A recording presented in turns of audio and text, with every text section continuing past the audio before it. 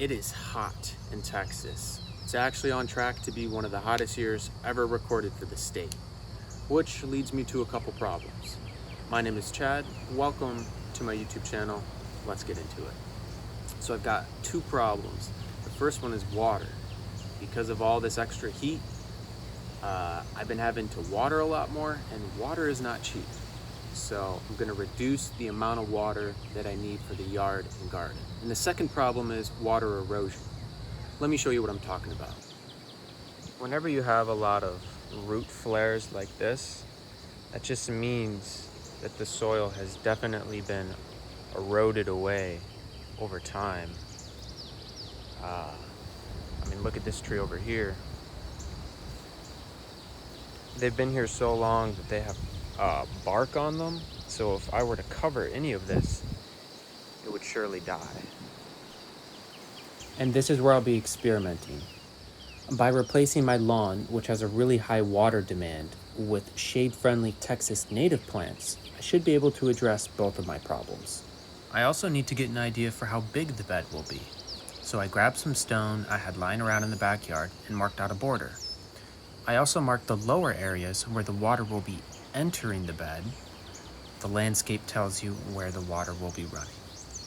I'm placing down cardboard because Bermuda grass is a beast and will grow through anything. I want my seeds to have plenty of time to germinate and to grow root systems before the grass actually enters the bed. And I hate weeding. I would much rather design a system that doesn't require any maintenance at all. All right, step 2, leaves, pine needles, little twigs. Let's go. Since I placed down cardboard, I need to add more organic matter to the soil. Remember, I'm trying to address the problems of water retention and erosion. So the more organic matter I add to the soil, the better. My neighborhood constantly has bags of leaf litter and other things on the side of the road.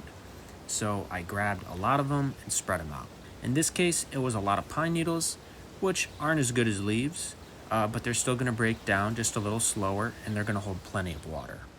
To help give you a better idea about layer 3 and layer 4, so just to give you an idea on what my layer 3 and 4 are gonna look like, I'll show you right here. So layer 3 is my mulch. It's a composty mulch. As you can see, it's still pretty thick, but it's really dark. It's got a lot of nutrients in here. It's gonna hold a lot of water. This is really where the water retention comes into play. In total, it's a cubic yard of my own mulch that I'm adding on top. This is really gonna give the seeds something really damp and nutritious to root into. It's also gonna speed up the decomposition of everything underneath, so the pine needles and cardboard.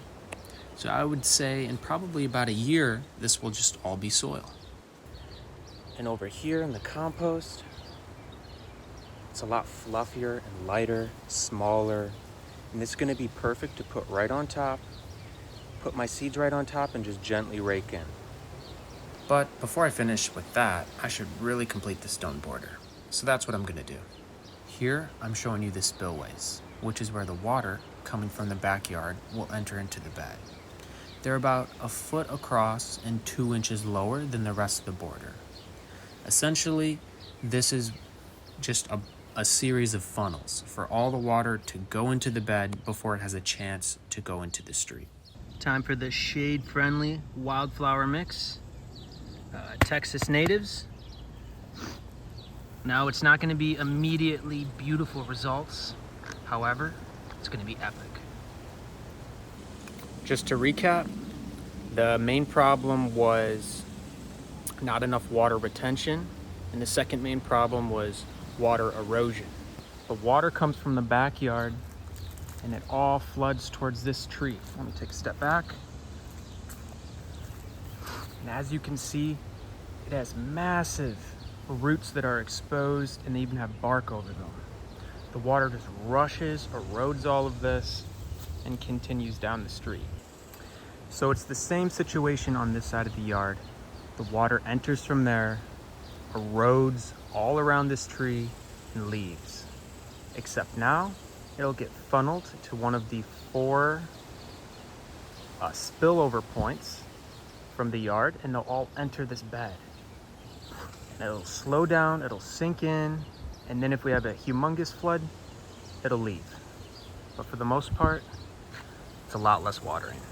And these little strips of green that you'll see is just where some of the larger, more exposed roots are, because I don't want to cover them up, or else that may cause the tree, those roots to start rotting. Aesthetically, it is not the most beautiful thing I've ever made, right? It's not the most beautiful thing to look at. However, it is nice that it is a uniform color, and in 2 to 4 weeks, a bunch of perennials and annuals are going to be popping up, and they're going to stay here forever. And it's going to be amazing. Thank you all so much for watching. Don't forget to like, comment, and/or subscribe. And don't forget to check back in a couple weeks with an update.